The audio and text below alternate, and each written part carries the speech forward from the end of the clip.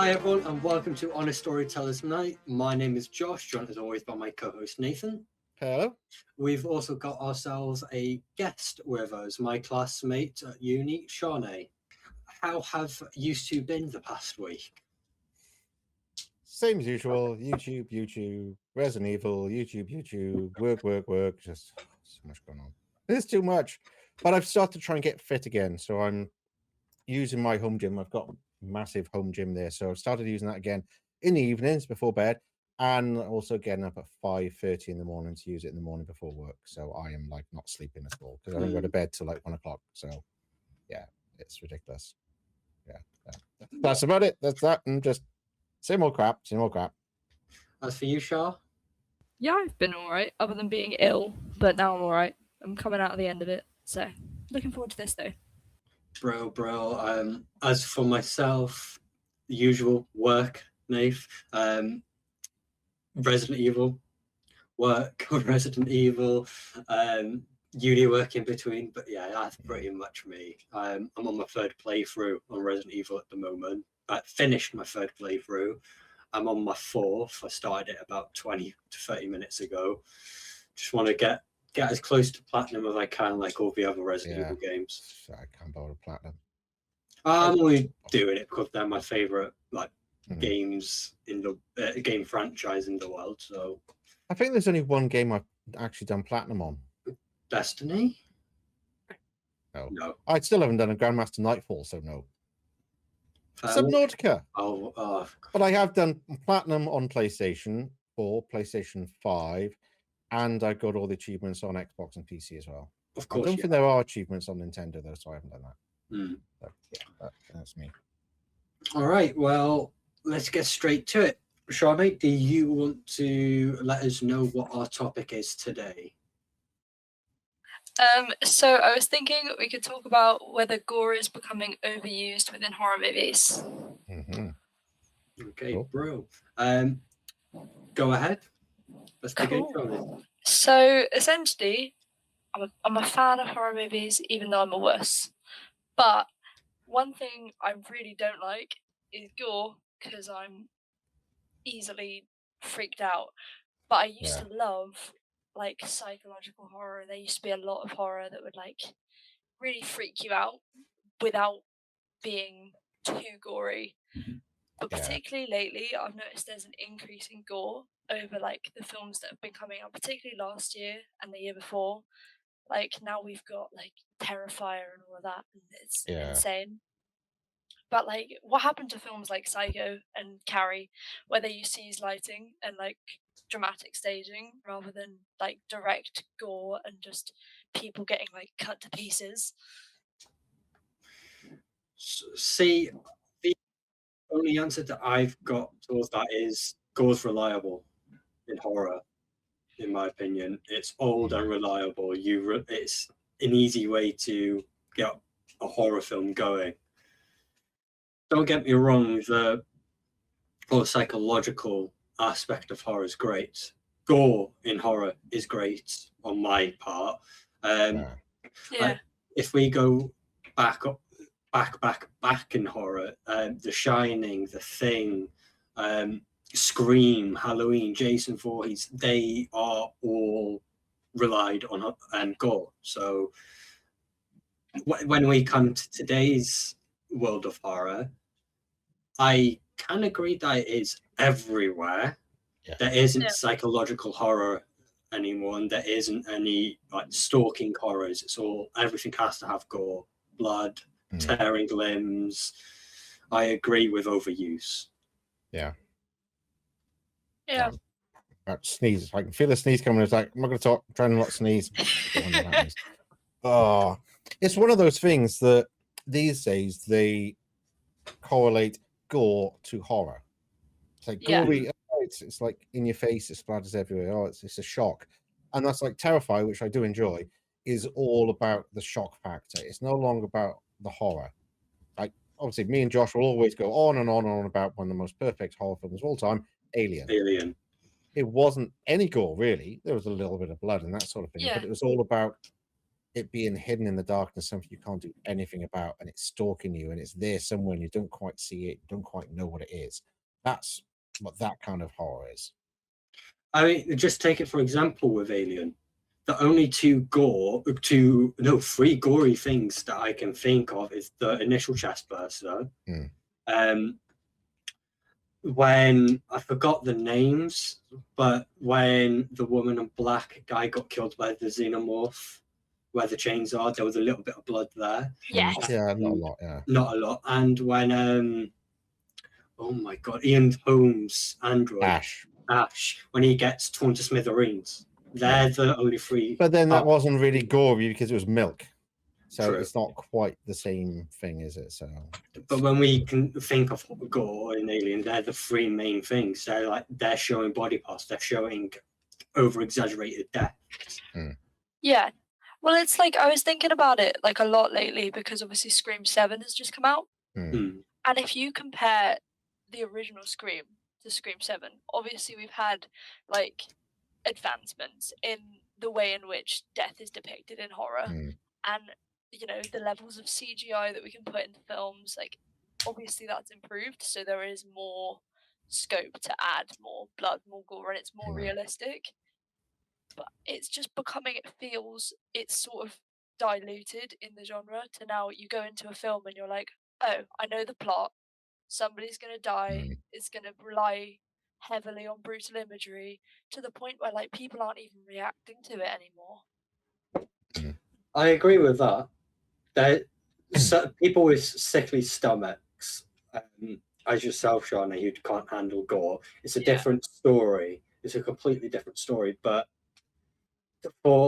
I'd say for people who enjoy horror, it's getting a bit old. Constantly seeing I've seen this death somewhere, but they've changed it a bit in this film. Well, that's the thing. At the moment, they're going for shock instead of suspense. You look at things like Alien and a lot of that kind of genre, you know where the alien is, and you know people are going towards it, and you don't quite know when it's going to happen. You know it's going to happen. It's Alfred Hitchcock did the example years and years ago, saying the difference between shock and suspense. So you have like an auditorium, somebody's like talking, or a band, and there's an explosion. That's a shock.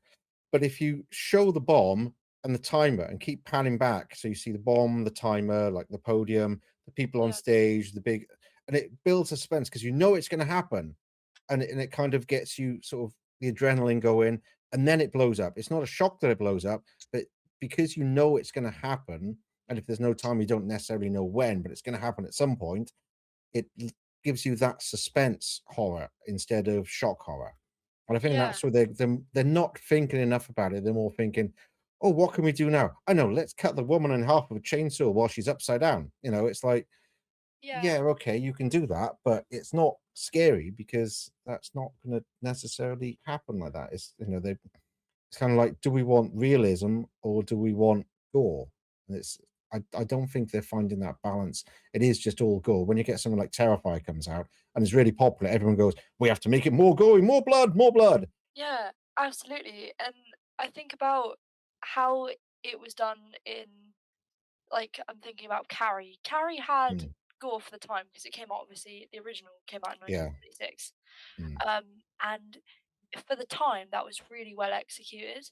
And then even when they made the remake, I don't think it was explicitly as gory as things are today because I think the remake came out in like 2013, something like that. Don't quote me on that. But the remake was still good and it was filled with suspense throughout. It wasn't just reliant on that prom scene. Because that's like the iconic scene everyone thinks of in Carrie. Well, yeah, definitely. There's a lot of ones like that. You look at a lot of movies like from the 70s, 80s, things like that. Another really good horror movie is The Thing. They've done remakes that's like it doesn't touch the original. But that once again, it's all about suspense. You know, it's which one's sus? You know, there's whole games and everything dedicated to that whole theory. It's like the original Among Us. Yeah, exactly. But that was gory, but it was a different type of gore. It wasn't blood and guts gore quite so much. It was more kind of grotesque horror, wasn't it? You know, when the thing like changes, the head turns into that big spider head thing and all of that. It was grotesque horror, which is kind of another one. But moving away from now, it's more blood and guts horror rather than grotesque horror. Yeah, and it's like turns into a lot of senseless sort of violence in a sense, and it Mm. sort of Mm. loses the original premise. Like, I've been doing a thing, or like I did last term in journalism about I did a piece on desensitization to gore in films because Mm. The Long Walk came out, and Yeah. when The Long Walk came out, it was only rated a 15. Mm. Because obviously the way it was depicted in the book, it was graphic, but it wasn't too bad. But Yeah. then they were putting on these heavily graphic death scenes of these boys, well, men, because they aged them up to 18 to fit the Mm. film. But they were like pretty gory for a 15 rated film, and I was quite surprised that we've sort of gone down that route. And I was like, maybe it is just now the more advanced gore is getting. Are we just? Getting used Is to it it. not as bad now? Well, it's the same with swearing and sex and that sort of thing in movies. Agreed. The levels have gone down. You look, back in the 80s, things like Beverly Hills Cop, that had so much swearing in it for the day. But now look at it, video games have more. Like the Yeah, Grand Theft Auto 5. I can't even play that on my channel, the actual story mode, because it's just swearing in the N-word like every 5 seconds. Like, I can't put this on my channel. That's not going to work. But it's just accepted and normal. Most kids these days, work in a school. yeah, And a lot of the kids, they just swear all the time. It's kind of accepted normal. But when I was growing up, people didn't swear. It just, yeah, it's like, oh, you sound like a sailor and all that kind of things yeah. Like people would say. It's I didn't swear until secondary school, mm, like late secondary school, and it's so weird now. You can go and see like 7-year-olds, and they're like mm. swearing, probably saying words that I wouldn't even use now. Agreed. So, Yeah. Yeah. Well, I've had to tell Josh a few times, and some other people streaming. It was like, tone it down, tone it down. He's got a lot better over the years. Josh used to be a lot worse than he is now. But there Oh, are other yeah. people. There are other people we sometimes record with that are much worse. And it's like, come on, tone it down, tone it down, tone it down. Family friendly, family friendly. But it's yeah, just the way people tend to talk these days. It's just become part of the vocabulary, which I don't understand, because I've never been like that. But maybe that's just I've never like sworn in front of my parents still. No, I just turned 50 and I still don't swear in front of my parents. It's just like it's where I was yeah, brought up. It's a kind of different time. yeah. I think it's definitely shifted, and I definitely think that's showing in films. Hmm. But it just makes me wonder if like, is it then losing the original point of it, which was to create a kind of, well, a shock, and the reason people wanted to see them because they were getting the adrenaline rush of the actual, like, oh, that's not something I see every day, but now you're seeing it in like every other film, even And not TV horror. shows, isn't it, as well? That's the trouble. You look at Psycho, and the violence in that was fairly tame compared to now. It's the guy with a knife and going up against a Yeah, curtain, and the chocolate sauce going down the drain because it was black and white, and chocolate sauce just the right exactly. consistency, and it works. But people were shocked by that shower scene back in the day, and Yeah, now Yeah, because there's nothing it's like nothing. it. Yeah, Yeah. exactly. I see another good example there is I'd say the best example that's incorporating old, current, and new yeah, is the Monster Netflix series that they're doing. There, not too much gore. There's a lot of suspense, and there's a whole proper fledged out story. you're And about the one with Ed Gein. Ed Gein, Jeffrey Dahmer, the Mendes twins. It's just the right amount of gore. It's the right amount of suspense. It's the right amount of everything that you want from a horror or thriller. But then it's different Yeah, because it's based on like real True people. stories. Yeah, it's Then completely they different. can't. Then it's that's a slightly different kind of genre to horror, where it's all kind of made up and there's yeah, some kind of threat. The Now, biopic thriller is what they have it. The yeah. genre they have it on Netflix. All three of them is a and biopic thriller. Mm. and they have their own issues separate to this conversation that I Yeah. could go down the whole rabbit hole of. But But it's like here's one for speaking of sort of TV shows and that sort of thing that are horror. yeah, Walking Dead. I cannot stand it. I I love love it. zombie I movies, love The Walking Dead. and Yeah, I hate I- The Walking Dead. And there's a very specific reason, Okay, because The Walking Dead is just casualty with zombies. I It see it. is. It is. I So get it. casualty, you get some moron is using like, oh, I'm going to use this big piece of machinery. I don't need safety goggles. I don't need gloves. Ah! And they set it up, showing you the idiot and how they're going to hurt themselves, and they hurt themselves. Walking Yeah. Dead. there's a zombie in that shop behind the shelves. I'm just going to go in and grab some chocolate bars. I'm not even going to pay attention. And they get eaten by a zombie. It's exactly the same kind of storyline about dumb people doing dumb shit because they're idiots. So, no, can't stand it. I think it with The Walking Dead, that's an interesting one because I think they do the gore level in an interesting way. Because I'm someone who, as I say, I wince at certain things, but I will still watch it because I feel like you don't sit down to watch a horror unless you know that's what you're sitting down for. But Yeah. when I watched The Walking Dead, it sort of became less about the gore in the end and more about the Characters. No, But like that's the big by question. humans. Would you consider Walking Dead to be horror, or is it just a soap with zombies? I'd still say it's horror because I feel like a lot of the things involving zombies are horror in some sense, but the horror ends up, I'd argue, not being from the zombies and being from the people. It's from the other people, yeah. That Because arguably everything that happens in that show, the longer you watch it, I find it harder to watch what other humans do to each other than what the zombies do to the humans. yeah. That because bringing up The Walking Dead, there's this one scene, and Shauna, you'll know exactly what I'm on about, Nathan. I know you Are we will. allowed to do spoilers in this? Spoilers, it's old. Yeah. Are you on about like Glenn in the eye and all that stuff? Is it? Yes. That one.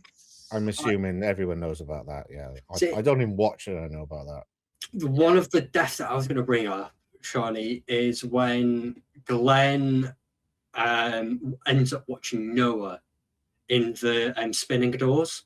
Yes.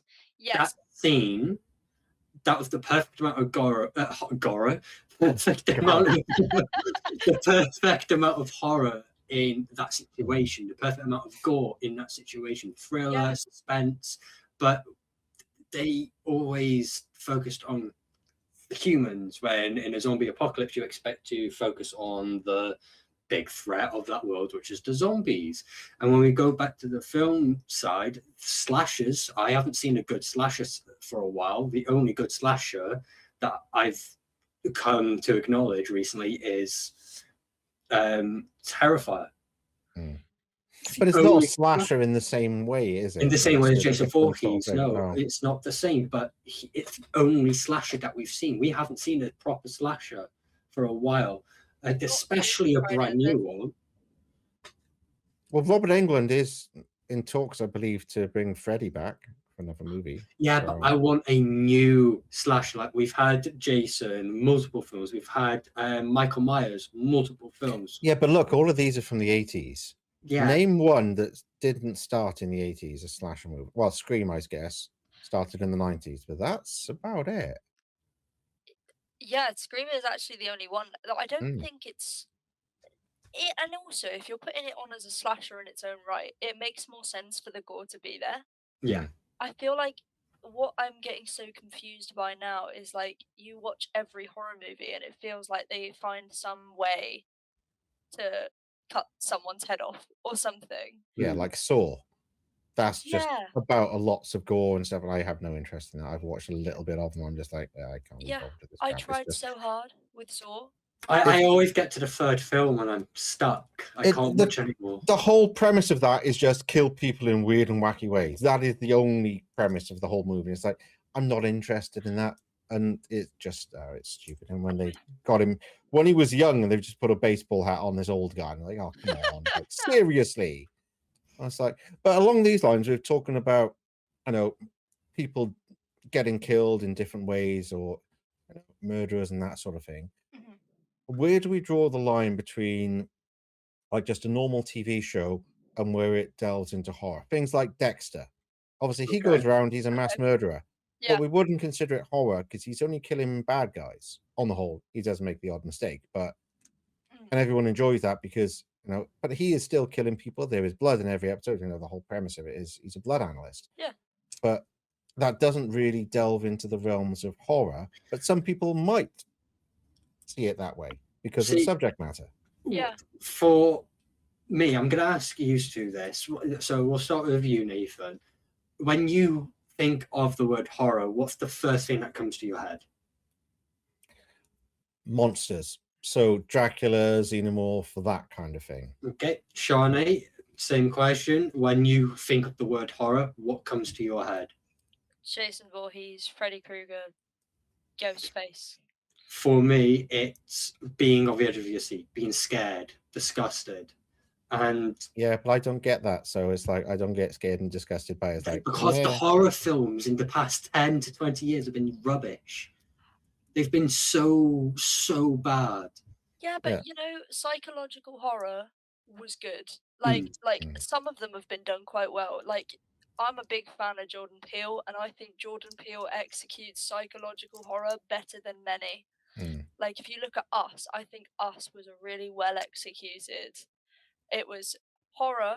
There was gore involved, but I was on the edge of my seat the entire time because I was compelled by the story in itself.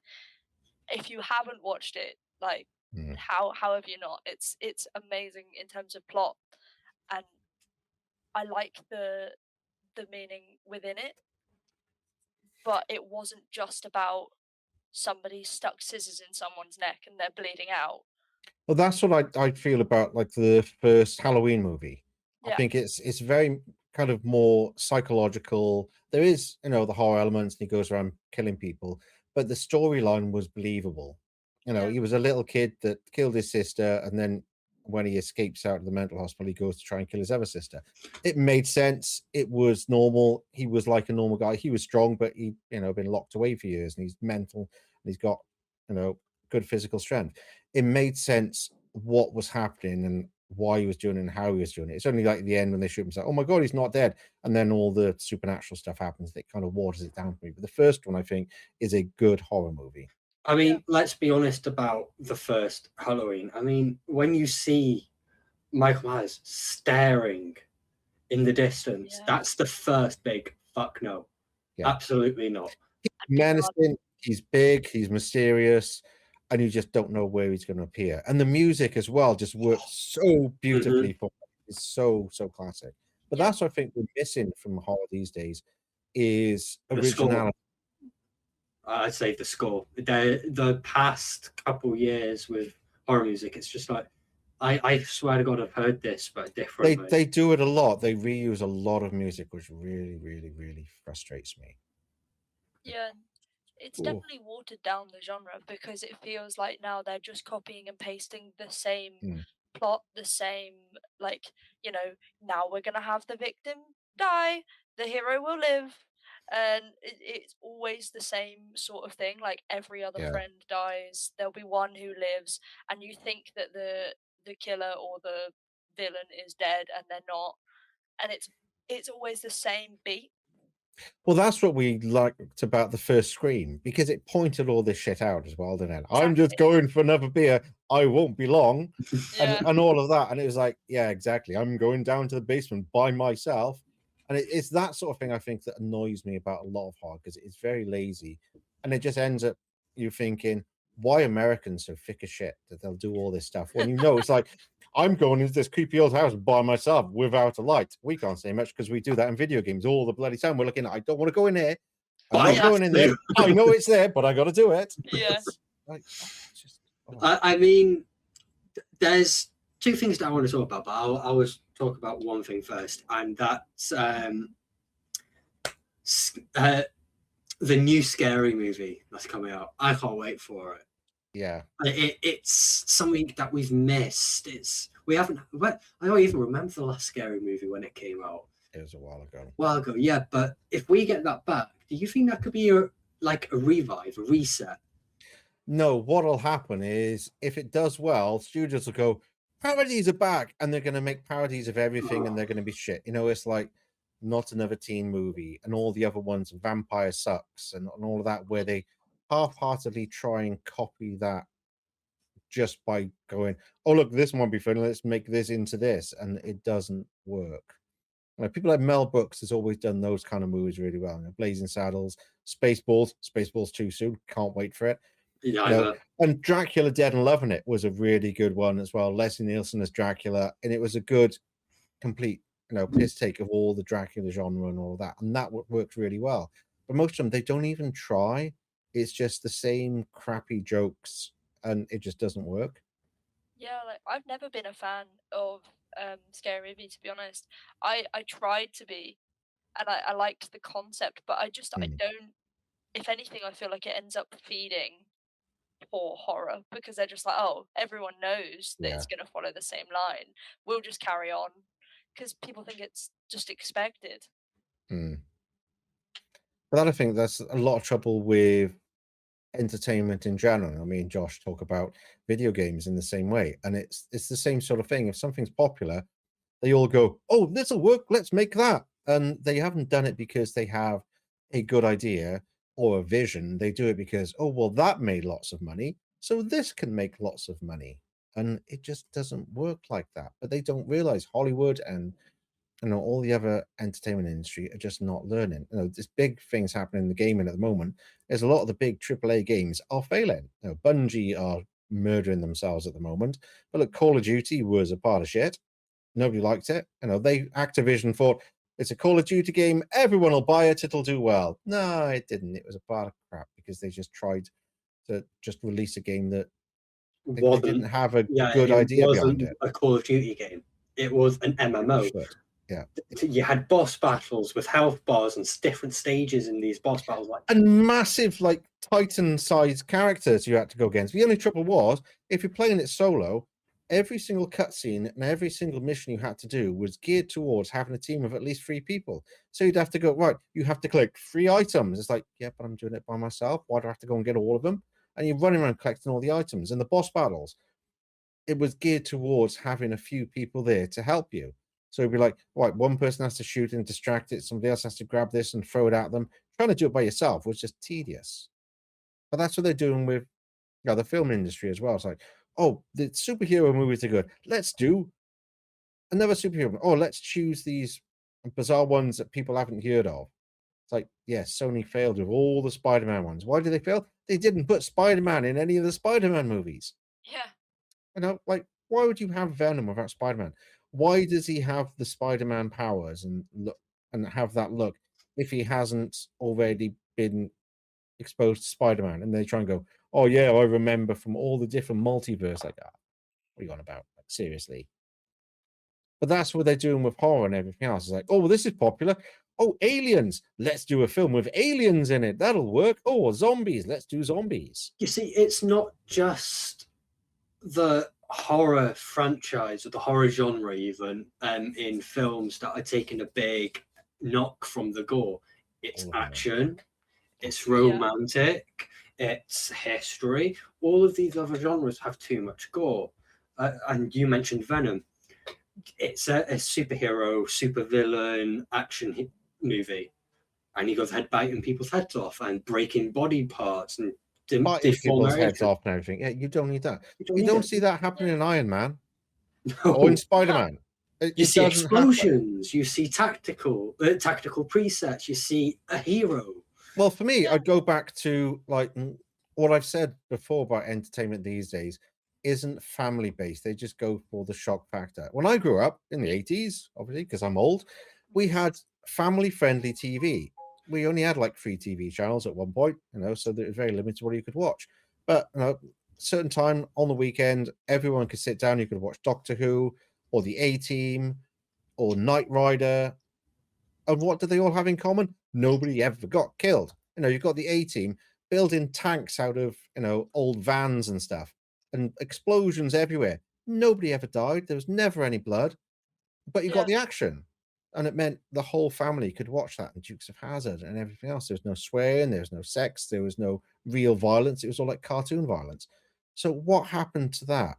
We suddenly then got loads of TV channels that went, right, this is the kids channel, all the stuff for the kids here. This is the adults, all the stuff for the adults.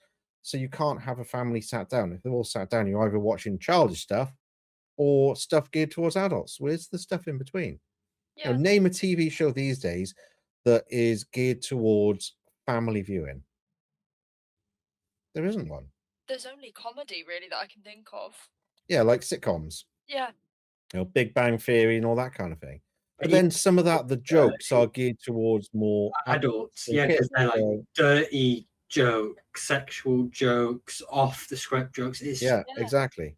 There isn't anything that is geared towards family entertainment. Let's all sit down. You can sit down with your kids and your grandma and watch this and not be Hey, I mean, embarrassed or worried.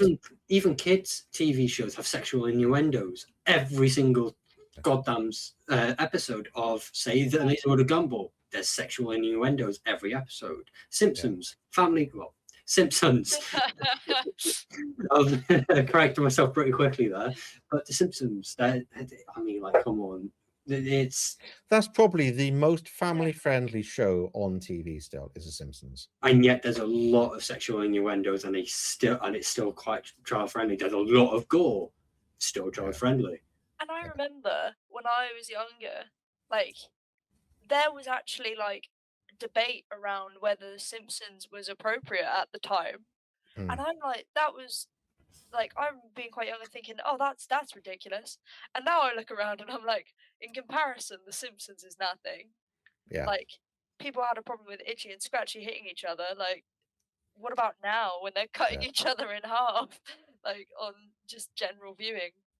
So I remember when South Park first came out, and that was like God. shocking to people because of the language and just everything was completely over the top. And it was like, it wasn't made for kids. It was a cartoon that wasn't made for kids. And people didn't understand that You see, for a while. No. I ran into a similar problem. So when Sausage Party came out, my mum thought it would be a good idea that my mum, myself, and my two younger sisters would go and watch it. Oh And no! the stupid stewardess, with the card reader, allowed everyone to walk straight through to the cinema room. Really? Yep, 15 minutes in, the penny dropped. My mum realised, like, this is not a kids' film. No. This is not a kids' film. I just heard that sausage swear. And before That's the you least know, of your worries. I It know. reminds me of that one cinema there where they had a kids movie. I can't remember if it was Frozen or something like that. And they sat down to watch it, and somebody put the wrong film on. And it was The Hills Have Eyes, Oh wow. and it was all little kids watching The Hills Got Eyes. It's like, oh my god! Like, seriously, talk about gore and everything else, but little kids, yeah, they didn't watch it all. They did complain about that. That is just like hilarious. They just make that kind of mistakes. Just Well, I remember even like, this wasn't even for a child, but I remember my mum telling my gran, who was very like, obviously, as my gran would have been, you know, she wasn't raised on that kind of content, and she told my gran to watch Ted because she thought that Ted was a harmless movie about a talking bear. oh my god, no! But I remember then my mum saying, "I told your gran to watch that," and I was like, "Mum, that's not made No, for gran. Definitely no. not." Like, I know she definitely told her back up and told her not to watch it. Shawty, why was that teddy bear smoking dope? Oh, I can't believe It's when he's paying hookers and stuff, and it's a lot worse than just smoking dope. Let's be honest. It's just it's like bizarre. it was an interesting concept, and I suppose because he had a cute little bear on the front, you might You get think, it oh mixed yeah, up. it's the talking bears like Teddy Ruxpin. Ooh, wonderful. I mean, Seth MacFarlane did a very, very brilliant job at selling that film. Plain white background, green Ted, teddy bear hugging a man. Bosh. Yeah. Simple. I definitely got that confused. Either way, we're running away from the horror. Yeah, We are a little bit. Gone to comedy. One of the better horror movies I think of the past 10 years is probably Cabin in the Woods. Agreed. I love that movie. I love that film too. Yeah, it's a pretty good film. It's such a good sort of version of it where they show why there's these different kind of monsters, and it has a whole different lore behind it. And I just thought it was really interesting. And the fact that they killed Chris Hemsworth as well in such a pointless, stupid, meaningless way was absolutely fantastic. You see, I really enjoyed Mother. It's the perfect psychological horror. Me and my girlfriend watched it, as you know, Nath, we talked about it. But there isn't much gore when it comes to gore being in horror. But because me and my girlfriend we're expecting it, but it gets like halfway through the film, like nothing's happened when it comes to killing or gore. Gore, there was a murder in the film. But when it came to gore, there was nothing. And then it hit that one scene. It was one scene full of gore, and it was putrid. It threw us off. I really enjoyed it. It was 90% psychological, 5% absolutely manic, and 5% took it all with that gore. I'm not going to explain what the scene was because that's a bit of a naughty scene to talk about, but it's got a lot. It is very gruesome, and I loved the film because of that. It only needed that one gory scene, and that was it. Not over the top. Do you think, here's a question then about modern horror, do you think they're just lazy with the writing? Do you think that's the problem with it? There's some other examples, because Netflix have done quite a number of different horror TV shows. Terrible horror. Some of it has been okay. Some of it has been complete drivel. There was one, I think it's called Midnight Mass, which started really interesting. There's all these weird disappearances and stuff happening, kind of supernatural. It didn't know what's going on. And then they revealed, oh, vampires. And I just switched off because it was the most pointless, lazy, ridiculous reasoning behind everything that's happened. They could have gone a different direction. They could have gone aliens. They could have gone swamp monsters. They could have gone Morlocks living under the earth. They could have gone with anything, but they just went, oh, vampires. Generic. And it was just like, well, that was the most pointless thing in the world. And it started out quite interesting, and they just ruined it. Yeah. And I think that's one of the biggest problems. Yeah, there's one I really liked when it came out, The Boy. Yeah.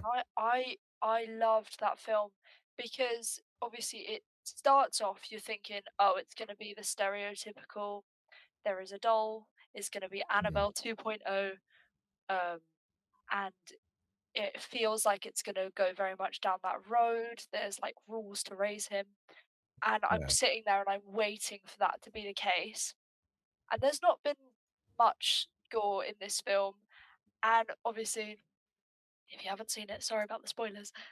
It turns out that there is no like spirit in the doll. There is a literal man that has been living inside the house that has been moving the doll around and doing all these things.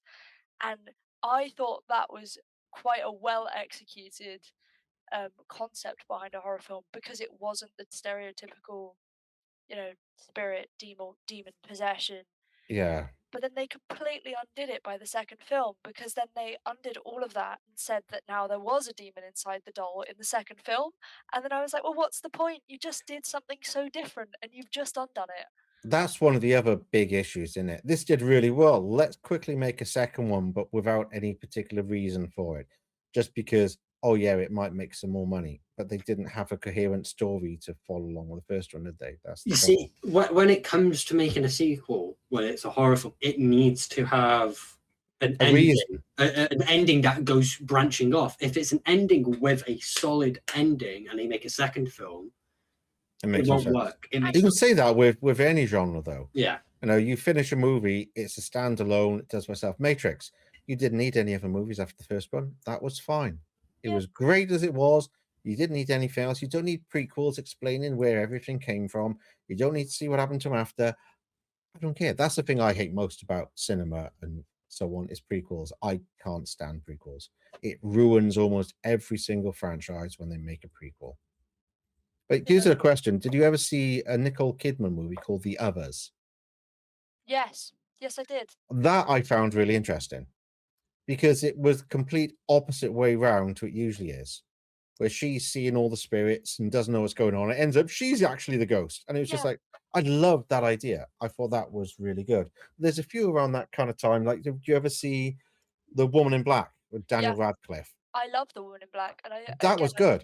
That was the same issue for me. The first one, amazing. Obviously, the second one was just and it was because they put too much gore in it in a way. Yeah. They oversaturated the film and it lost the quality. 100%, because it was really good, and Daniel Radcliffe I thought was really good. I think he's very underrated. Daniel Radcliffe I think is a brilliant actor. As long as you can get past the whole Harry Potter thing, I think he can be really, really good, and I think he's got good abilities there. He does some weird ones, but that's why he does it, to try and stay away from the Harry Potter stuff. If you've not seen the Weird Al Yankovic story, I'm not sure if I can recommend it to you or not. It's a bizarre one. So you obviously know who Weird Al Yankovic is, I'm guessing. So there's a film that's like it's supposed to be like a documentary. You know, you think like Rocket Man or Bohemian Rhapsody. You Yeah. think it's going to be like that, and Daniel Radcliffe is playing the part of Weird Al Yankovic, but it's not. It has nothing to do with reality whatsoever. It's like a parallel universe version of Weird Al, where he did the original songs and everyone else has copied them. Huh. But when he's done Fat, Michael Jackson then turns around and does Bad on the Yeah. back of his parody of it, and it's like, and it's just really weird. And he ends up at one point dating Madonna, who's actually a cartel drug lord, and he was like, "What? I'm not kidding. You have to watch it just to like thinking, what the hell is this weird Oh, I crap?" love the film so much. My It's just- Barcelona.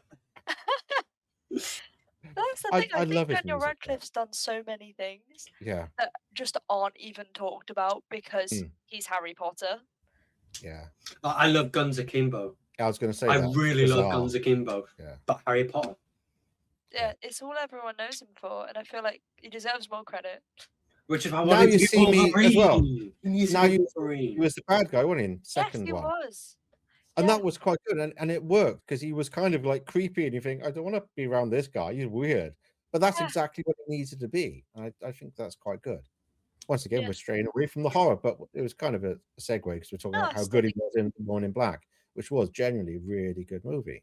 I think it is my favorite thing I've seen him in out of all of them is The Woman in Black, because that was like my introduction, and I'd never seen Harry Potter at that time either, so I Yeah. knew him from that first, From that which first, was bizarre.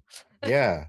But here's another question, a segue onto a different subject regarding TV shows. What do you think of rebooted TV shows when they then try to make it more like horror based and that sort of thing? I'm looking at things like Sabrina. The original Sabrina, when I was growing up, was a light-hearted teen comedy about this girl who's got like these magical powers, and she's a witch, and Yeah. two aunts are looking after her, and it is all kind of jokey. Oh, look what silliness we've Yeah. got into this week with a talking cat. And then you get the new version of Sabrina, where it's all about devil worship and stuff, and you think, have they gone too far in a different direction? I think with Sabrina in particular, that one branched off from Riverdale, and Riverdale is another example of how that's gone wrong, because Yeah. obviously Riverdale was the Archie comics, and the Archie comics were obviously meant to be bizarre, and then they turned it into what was meant to be a murder mystery drama that went absolutely batshit by the end. There was cults, there was organ harvesting, aliens at one point, and then Sabrina was linked to that, and Sabrina was meant to live across the bridge from Riverdale, by the way, which, as you do, and then both Riverdale and Sabrina were magic, Mm. and it Yes. took away from the original Sabrina. I love the Mhm. original Sabrina series, and Yeah. it's just a bit weird, and it wasn't even well done. That Netflix failed. Yeah, no, I think so. It's what worries me about the new series of like Buffy. Because Buffy started well, and then it kind of fell apart the last couple of series. Like Angel, I loved the first couple of series of Angel, and then it just got a bit stupid, and then the ending was crap. But that's my concern, is that they try and make it too gory, too supernatural, too sexy vampires and gore. And it wasn't. It was like a teen show. There wasn't a lot of gore, which is why the vampires exploded into dust, so you wouldn't get lots of blood or anything else. It was just, TV show about vampires, and there wasn't a lot of blood in it, if any, apart from the odd time somebody gets bitten and there'd be blood around somebody's mouth, and that was it. It wasn't at all gory. But I think that if they go too far in the gore, it's going to be a problem. But I think shows like that, and a lot of the horror, when you get a series, is the same issue you get with like Dragon Ball. Is that you have like the monster of the week, and you get defeated and defeated. So with Buffy, for instance, you'd have like a monster for the season. So for the first series, it was the Master, and so on like that. And your hero has to be defeated by them, and they have to then get stronger and train and learn more about themselves and overcome that obstacle. And then the next series, there's an even more powerful one. And every series, this main character is getting stronger and stronger and stronger and stronger, where does it end? Because you have to keep getting stronger bad guys. I said the same as Dragon Ball. You got Super Saiyan, Super Saiyan 2, Super Saiyan active blue hair, whatever the hell they call it. And every time it has to get more and more ridiculous. Like I could destroy a planet punching it once, and then I got to get more. And that's I think is the trouble. You look at supernatural kind of stalkers and so on, like Jason Voorhees and so on. They have to kind of get more powerful each time in a similar sort of way because the first one, everyone kind of doesn't know what they're doing. It's all kind of simple and people don't have a defense. But then you have to have it. So you can't have every single time people are completely defenseless. You have to have people that have weapons or something else. So you have to kind of get the bad guys have to get stronger in line with the people being able to defend themselves better. You see, when you bring up Jason and how he evolves, I think the most interesting part there is Jason X when he goes into space. Like he is like, all right, bitch, I'm upgrading too. And I'm sorry, but I'm quickly going to divert to that one death with the nitrogen. Oh no! Liquid nitrogen. Liquid nitrogen. That's it. That one death is perfect. That's ruined the whole flow for me. But that was the right amount of gore. That was the right amount of thriller, the right amount of horror in that like space of 30 seconds. Yeah. Did you actually see on Mythbusters where they were recreating that, seeing if it was possible? No, I haven't.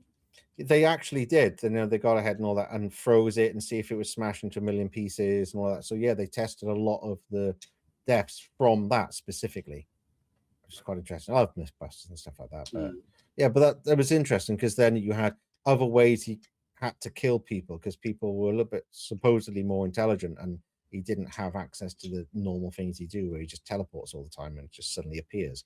So I love when you see those shorts of like Michael Myers and the person like runs away from him, and then you see he just appears. They run away again. He's like knackered and has to like try and run again, like down the other corridor and so on to get in front of them. But he stands there, and then when they disappear, he's like, "Oh my god!" and then run after him again. I love that because it's like, how else is he doing it? How is he getting where he needs to be all the time? Yeah, I have almost a counter question to the horror from what we were saying before. Do you think, in a sense, that it could go the other way with certain shows, like where the gore or the horror aspect of it is going to get lost? Like the main one I'm thinking of is Doctor Who right now. Obviously, that's like sci-fi, not majorly horror, but it has been known. It does aspects. Yeah. Blink being the perfect example of that. That is just so amazing. But it's still one of the best episodes ever of Doctor Who. I love Blink. I'm not even a big fan of Doctor Who, but I know the Stone Angels. I wouldn't want to fuck with those. Well, that's what that is. Blink is the main one with the Weeping Angels. That is the big, really, really horror-based one. And it was done so well. And Doctor Who wasn't really in it much. No. There was a recording of him, and then he appears at the end, and that was it. There was no Doctor in it. And then they repicked that up in Matt Smith's era as well, and that was so well done with the angel being in Amy's eye. And I feel like an image of the angel becomes an angel and all that. It's really good with River Song and everything. Yeah, it's cool. Yeah, but then you look at it now, and I'm thinking, particularly with the last series that has just wrapped. I haven't watched it. Well, put it this way, there was 3 musical numbers in the series, and it felt very Disneyfied. Thank you, Disney, for leaving Doctor Who alone. And the actual horror of it, obviously it's not the same horror as a horror film in the actual horror genre. Yeah. But there was a level of fear that was made by the villains, and it felt very much, particularly going into these later series with Jodie Whittaker and with Ncuti, that you were handheld through it, if you know what I mean. Where, they're sort of giving you the monster, they're building it up to be this really scary thing, then it's not scary, and they defeat it in about 5 seconds with absolutely no build-up, no struggle, no real plot, and that's what has been ruined from Doctor Who. See, it's the case for most films, no matter the genre, horror, sci-fi, fantasy, it doesn't matter. The writers want to make sure the hero always stands tall, no matter the cost, no matter what happens. There's shows and films that I watch, and the reason why I like to watch them is because hero thinks he can win. He gets battered, he builds himself back up, and he still struggles, but he just narrowly gets to win. You're talking about Star Wars as well. Rey. I'm not going to say her fake last name. But this is, yeah. But this is a perfect example of that kind of thing. You look at Luke Skywalker. He was a farm boy in the first movie. He could hardly do anything. He was lucky he managed to destroy the Death Star. Although, why didn't they just go straight at the exhaust port?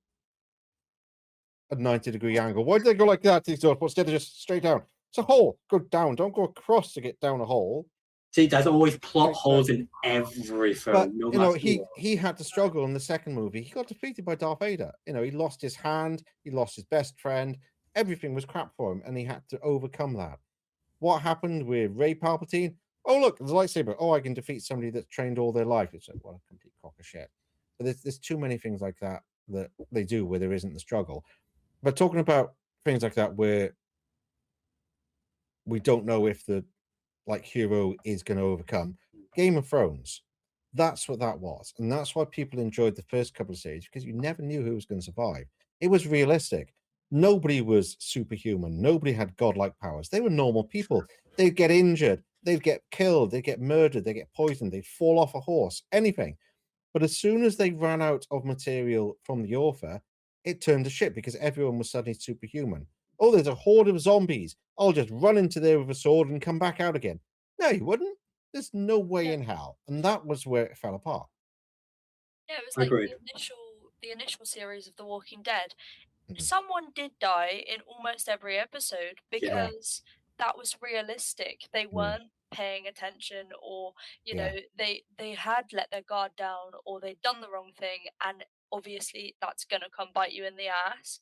But then as you went on, it was like some of them were really ridiculous. Like one minute you'd have someone manage to run all the way through the store and not be bit once, whilst one guy has just turned around for a second and he's been ripped to shreds. See, guys, one thing that I love in The Walking Dead, but I really hate it as well, and that's when Alexandria gets overrun by walkers and Rick goes out there for like 50 seconds to a minute and takes care of a couple dozen zombies. Absolutely not. If you would get lucky if you could get 5, because all this crowd control with weapons, automated weapons like firing a gun, you're in the crowd, you're getting killed by the second person you've killed, you're dead. But with melee weapons, you'll survive a little bit longer because it's quick, dash, dash, dash, dash, dash. But if you can, you get too worn out. Yeah, exactly. You get worn out. Done. And the amount you have to go through. It's. I love The Walking Dead. I love Rick. I love Glenn. I love Carl. I love everyone. But I would change so much about the damn show. Like so much. The best example I can think of is, so you're telling me Rick can survive a horde of like 50, 100 zombies sometimes, but his son Carl, who's been raised in that environment, trained the whole time, who has actually survived far worse, died from one zombie, measly bite. Walker, Coral. one bite. Coral Reef. But that scene, because I when I first watched Walking Dead, I got to that scene. Because he fell into the deer. Look at this, trying to help Sadiq, and it was only 3 zombies. Yeah. And I saw the zombie go down and cut down underneath the deer's carcass, and I'm like, Carl's done. And 4 episodes later, you find out he got bit. And it wasn't even comic book accurate, which hurts me so much. See, the only reason why they killed Carl is because Chandler Riggs went into college. No, it's not even that. He asked for a higher salary because he was moving. He moved schools and relocated to be nearer the set, and he was giving up where he'd lived before to actually commit to the show. And he said, "Can I make more now because I'm actually going to be more like involved in the show?" They said he was going to be, and then they went, "Nope, we've killed you off. Bye." I find most annoying about all zombie movies? Yeah. People hiding their goddamn bites. There is always somebody that does it in every single movie, TV show. Are you okay? Yeah, I'm okay. It's just a scratch. Big bite, and then oh, come on! It's like you can tell they've been bitten. Just shoot them. If you think they've been bitten, just shoot them. Don't let them come up behind you. And they always turn their backs. It's like, you cover our backs while we go in that way and get those zombies. And he's turned into a zombie behind you. It's like, oh, come on, seriously. Yeah. Every time. Like, I have a problem with that in every movie except Cockneys versus Zombies. Because, of course, the guy who gets bit is the one with the metal head plate. And they can't kill him. And they had to put a grenade into his mouth to get him to die because they couldn't get his brain otherwise. Okay, what's everyone's favorite zombie movie? Are we going zombie as in like zombie horror or comedy? No, zombie? just zombie. Okay. I'm gonna look at my list. Look at your list. Not much of a favorite if you have to look at your list. Should I say mine then? I've got Mine's so straight many. at the top of my head. Shaun of the Dead. I think that's definitely up there. It is up there. It's because it's got all of the good things from zombie movies, and they kind of make fun of some of the little things, but it's realistic. They don't have loads of guns. That's what I hate about a lot of the zombie movies. Everyone's got a gun. Everyone knows kung fu. Everyone's got all this stuff. What do? Let's go down the Winchester, have a couple of drinks, wait till it all blows over. You know, it just makes sense for, you know, the UK to be like that. Yeah. See, I'm stuck between two. A comedy one or an actual decent one, Zombieland or World War Z. They're my two favourites. See, I love Zombieland, but Zombieland was good, yeah. I'm going to stick with Cockneys versus Zombies because it was so stupid. I'm going with World War Z. Yeah, Cockneys versus Zombies was meant to be stupid. It was meant to be bad. Like, not in bad as in like it wasn't meant to be realistic of how it would work. Like, you're not going to go get a load of guns from a storage unit, get a bus, and take all the old people from the old people's home and save everyone from zombies. It wouldn't happen, but it was well done. Yeah. I've got a question for you two then. What's your favourite gory death, considering that we're talking about overuse of gore? What's your favourite gory death in all of horror or thriller? Think about this one. Mine is from the film Bloodborne. The kid lifts up, evil Superman lifts up the car and drops it on Brightburn, yeah. And his uncle's jaw goes straight into the steering wheel. Oh, I love that movie. That was like a horror take on Superman. I know. What if Superman was an arsehole? Well, Homelander.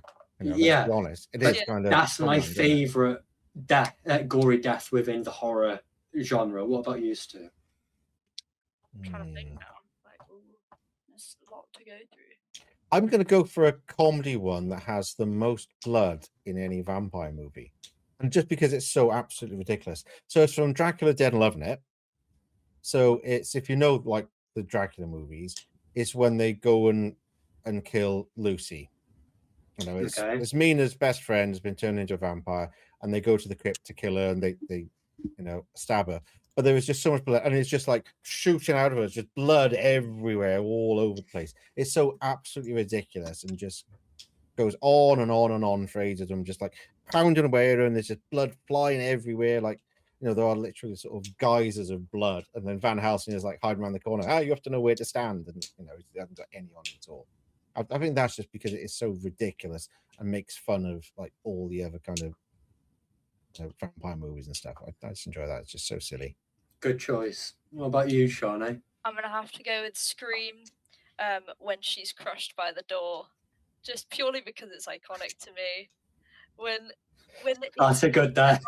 It's set up so well, and the way, you know, she's like, "Please don't kill me, Mr. Ghostface. I want to be in the sequel." And then she's gonna die from the minute she said it, and you thought she was getting away, and then he's like, "Nope, let's just bring the door up." Yeah, this ones like that are quite good. It's like in the Resident Evil movie with the lift right at the beginning. Yeah. Mm-hmm. That was a good one. But I have the slight segue about doors and people. So we had an accident at work the other day. Oh no! So one of the TAs, who was an older member of staff, they were out in like an outdoor pursuit kind of center, and she was putting on a pair of wellies and leaned on the wall, only it was the door she leaned on and got a little finger trapped in it. Oh, She cut the end of her little finger off. Oh God. Yeah, and they can't reattach it. I've seen the pictures of it, of the finger, and it's just like just below the nail, and there's a bit of bone sticking up. So it clean because she got trapped and pulled her finger, and it just the whole top came off and a little bit of bone left. So they have to actually cut away the bit of bone and then stretch the skin over it, and it's just like, oh, just well, considering that I'm in creative writing, do you mind if I steal that? yeah. I'm sure Dot won't mind. The thing is, and I know she's one of those people. She takes it, jokes quite well. So there's the whole things people are saying. Like for Secret Santa this year, they're going to buy fingerless gloves and all that kind of jokey stuff people are saying, just kind of make light hard of it. But it's so sad. She's in like early 60s type of thing, so she's an older member of staff, and it's just sad that it's happened to her, and it's like, why didn't it happen to the 20-year-old intern? Exactly. That's what we want. But yeah, it's just really sad because her husband's just had a stroke recently and a heart attack and all sorts. Just like it's all building up. She's having one thing after another. It's like, oh, for God's sake, give her a break. Like, it's just so frustrating. It's life though, isn't it? Yeah. Is there anything else that you wanted to talk about, Shawnee, for the final 10 minutes?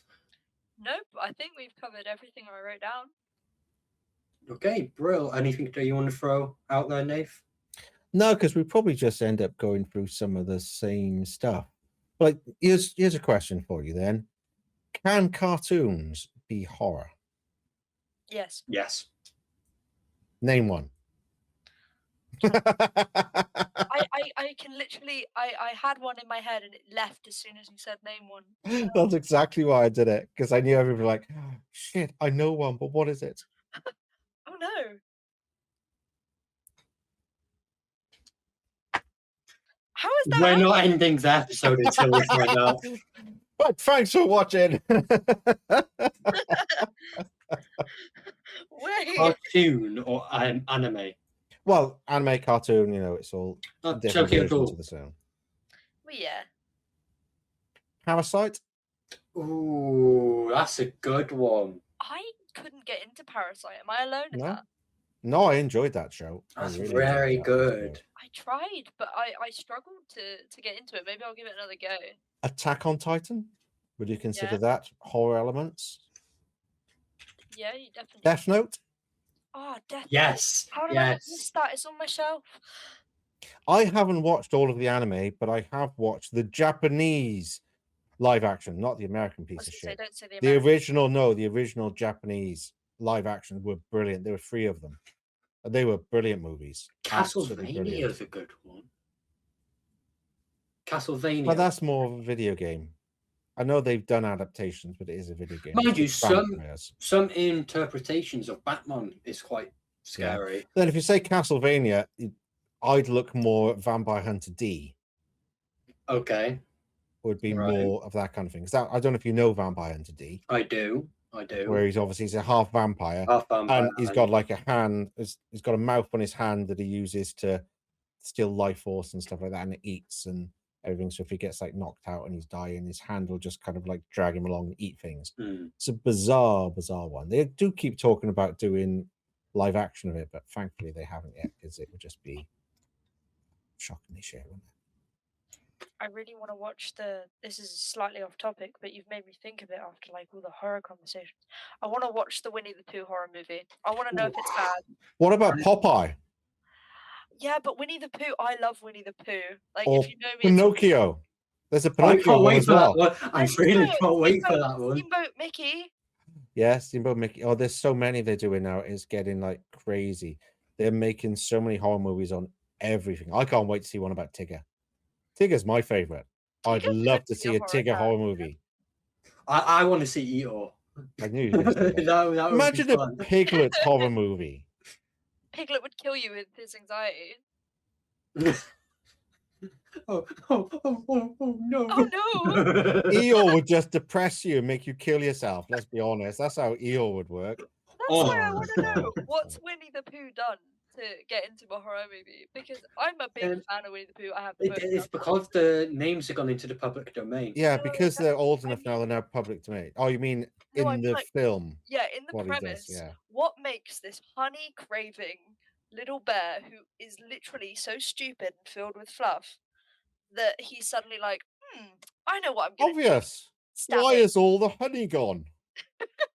That's all it is, and he If goes he after says everyone that has honey. If he says that right at the beginning, why is all the honey gone? That'll just be like, oh, brilliant, wouldn't it? I won't be able to look at him again. Anyway, we'll leave it But on okay, that. before you finish that, are there any characters you would like to Okay. see a horror version of? Oh, now you've got me thinking. You know what I think would be the best horror movie, because it is so close to horror movie, they have to do it. Mr. Blobby. Yeah, That's horror anyway. It already is, but imagine Absolutely an not. actual Mr. Blobby horror. That'd would be amazing. interesting. Mr. Bean.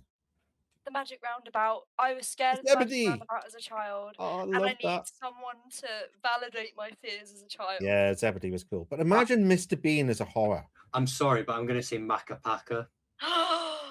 That would be terrifying. Iggle Piggle with his little blanket. Yeah. Now you wonder why it's In the red. night garden.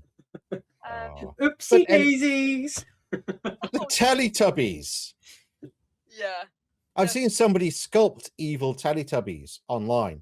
This guy, and he does loads of like dioramas and all stuff like that out of clay, and he's done evil Teletubbies, like with all different masks. Like one of them has like the mask is actually somebody else's face sewn on. One of them just has a skull, and it's like, and instead of the chest having TVs, they got big like jaws with like spiky teeth and stuff. Or They're horrific. Willy Wonka would be interesting. That See is that. already a horror film. It is, but it's not. Like, in the sense of, like, I think it'd be interesting to see how that actually went with the children being trapped there. Yeah. Poor Augustus Gloop. Let him drown. Yeah, he literally went through the pipe and they didn't do Nothing. really anything. Like, oh well, bye-bye. If you think about it, there's so many you could go, like Garfield as a horror movie, or the Smurfs. Little Smurfs, yeah. Imagine the Smurfs, all these little blue twats going around trying to kill you. It's like, oh my god, that'd be horrific. Oh my god, there's so many. You think of any like kids show, like, The Lego Movie. Peppa just Pig. stepping on them.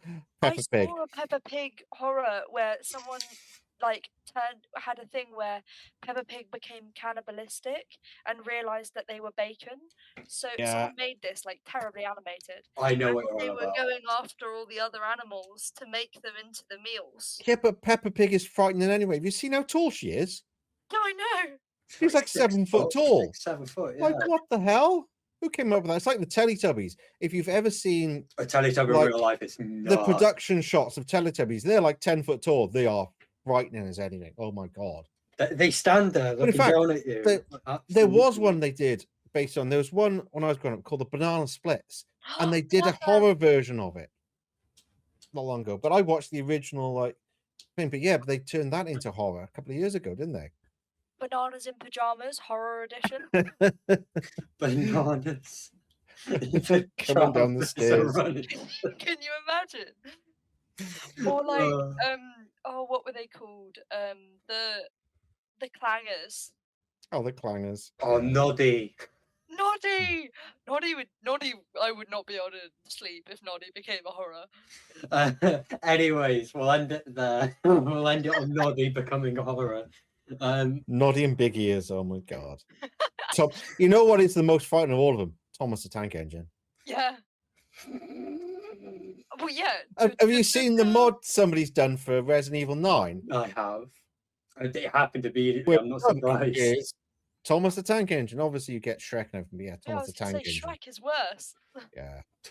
Anyways, Nathan, where can people find you? If you want to find me on YouTube, and it wasn't my fault, or my reaction channel WMF Reacts. Sometimes on Twitch, but not very often, and Nukami. You can find me on YouTube at The Welsh Assassin and on Twitch, The Welsh Assassin 998. Shani, thank you very much for joining us this evening. Thanks, it's been a pleasure. Fun. Thank you very much for having me. It was great fun. Yeah, it's a nice change of pace from what we've been doing recently the past couple of weeks. No, it's good to get a guest on. It's good. Worked well. All right, so until next time, I've been Josh. I'm Nathan. And bye-bye. Bye-bye.